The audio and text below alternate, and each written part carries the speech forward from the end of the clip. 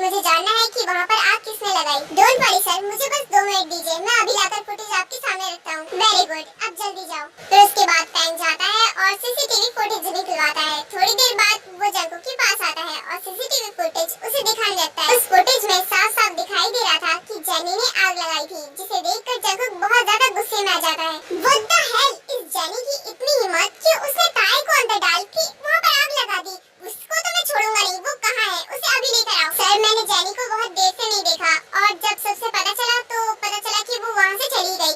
उसके बाद वो कहाँ गई ये हमें भी नहीं पता, अपने घर पर भी नहीं है। वो नहीं पता, तुम्हें पता करना पड़ेगा, ये कोई छोटी बात नहीं है। उसने ताई की जान लेने की कोशिश की है, अगर मैं सही टाइम पे वहाँ पर नहीं पहुँचता तो ताई की जान चली जाती। ये बहुत बड़ी बात है। आई नो सर, मैंने सिक्योरिटी गार्ड्स को लगवा दिया है, वो भी उसे ढूंढ रहे हैं, बस वो जल्दी मिल जाए, क्योंकि उसके घर पर ढूंढा तो वो नहीं मिली। आई डोंट नो, मुझे वो कहीं से भी चाहिए, मुझे बस उस लड़की को देखना है, मैं उसे छोड़ूंगा नहीं। उसकी हिम्मत कैसे हुई ताई को हर्ट करने की। जंकुक की बातें सुनकर फैंग कंफ्यूज्ड होकर उसे देखने लगता है, जो कि जंकुक भी नोटिस करता है। वो अपनी बात को पलटता है।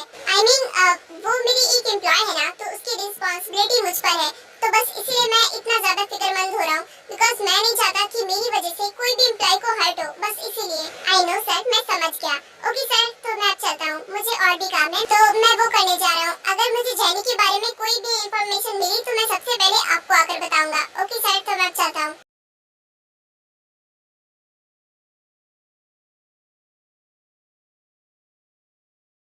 युंगी सुनो ना, मुझे घर नहीं जाना, क्या तुम मुझे पार्क में ले जाओगे? मेरा मतलब ये है कि मुझे पार्क घूमने का मन कर रहा है और वो सब देखने के बाद मुझे अपना माइंड फ्रेश करना है, तो बस इसीलिए क्या तुम मुझे वहाँ छोड़ दोगे? हाँ क्यों नहीं, ठीक है, पार्क ही चलते हैं, चलो। फिर उसके बाद युंगी कार घुमाता है और पार्क ले जाता है। लिसन टू मी, तुम मेरी बात क्यों नहीं सुन रही हो? और हाँ, मुझे जानना है कि वो लड़का कौन है, और अगर तुम्हें लगता है कि तुम मुझे नहीं बताओगी तो मैं तुम्हारा पीछे छोड़ दूंगा, ऐसा नहीं हो सकता।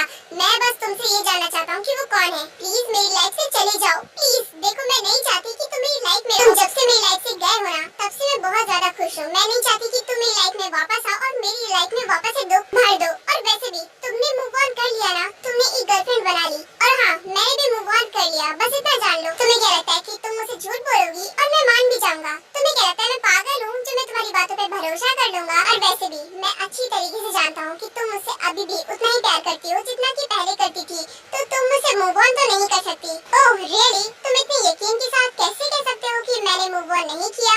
जब तुम कर सकते हो तो मैं क्यों नहीं? और हाँ, मैंने कर लिया, अब तुम मुझसे दूर रहो। इतना बोलकर मून वहाँ से जाने लगती है कि तभी जेहोक उसका हाथ पकड़ लेता है और उसके हाथ से एक पेपर्स गिर जाते हैं, जिसे जेहोक देकर उठा लेता है। Medical reports? ये तुम्हारे पास क्या कर रही है? तुम ठीक तो हो ना? तुम्हें कुछ हुआ तो नहीं? वो पेपर्स मुझे दे दो, देखो वो मेरे लिए बहुत इंपॉर्टेंट है, और वैसे भी मुझे चाहे कुछ भी हुआ हो, इससे तुम्हें क्या? मोन, मैंने जितना पूछा है बस मुझे उसका जवाब चाहिए। और वैसे भी मुझे ये रिपोर्ट्स कुछ नॉर्मल नहीं लग रही, बिकॉज तुम इससे बहुत ज्यादा परेशान हो। ठीक है, मैं इसको पढ़ लेता हूँ, उसके बाद मैं ये पेपर्स तुम्हें दे दूंगा। स्टॉप इट, तुम उसे नहीं पढ़ सकते, चुपचाप वो रिपोर्ट्स मुझे दे दो। देखो, तुम अगर नहीं दोगे ना तो मुझसे बुरा कोई नहीं होगा। मोन बहुत ज्यादा कोशिश करती है, लेकिन वो जेहोक से पेपर्स नहीं ले पा रही थी। जेहोक उसे पढ़ता है तो वो शॉक हो जाता है। तुम प्रेग्नेंट हो?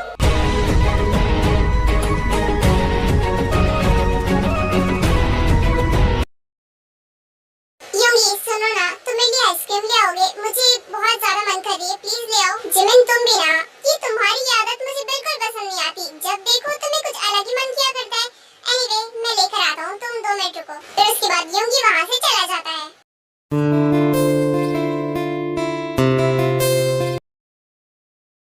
जिमिन, तुम भी ना, तुम यहाँ पर हो, मैं तुम्हें वहाँ पर ढूंढ रहा हूँ, तुम इधर क्या कर रही हो? चलो, और हाँ, मैं तुम्हारी आइसक्रीम ले आया, चलो। जिमिन युंगी का कोई भी रिप्लाई नहीं देती है, जिससे युंगी बहुत कंफ्यूज्ड हो जाता है कि वो ऐसा क्यों कर रही है, इसीलिए वो उसके पास जाता है।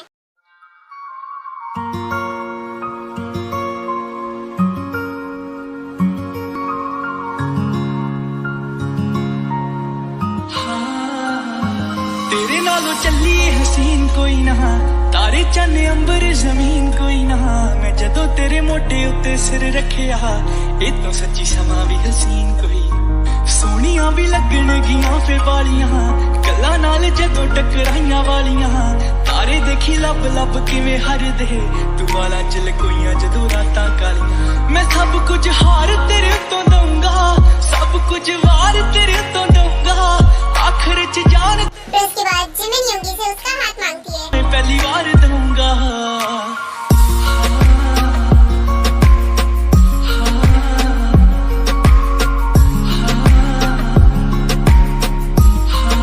योंगी हैप्पी बर्थडे। क्या? हाँ मैं भूल गया था, कल मेरा बर्थडे है, तुम अभी से विश क्यों कर रही हो?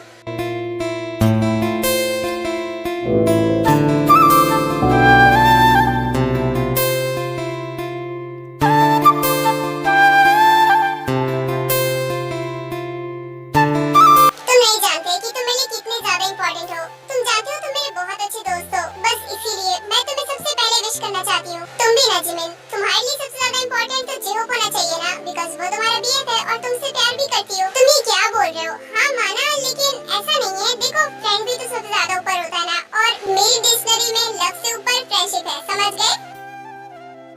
वैसे तुम्हें मेरा बर्थडे डेट तो याद है, लेकिन जिहोक का याद है? वो एक्चुअली मुझे इतना इम्पोर्टेंट नहीं लगा, तो बस इसीलिए।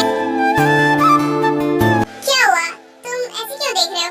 नहीं, मैं तो बस इस बात से हंस रहा हूँ कि कितना अजीब है ना। मैं तुम्हारा फ्रेंड हूँ, लेकिन मेरे बारे में तुम्हें सब कुछ पता है। और जिहोक तुम्हारा बीएफ है, लेकिन उसके बारे में तुम्हें कुछ भी नहीं पता।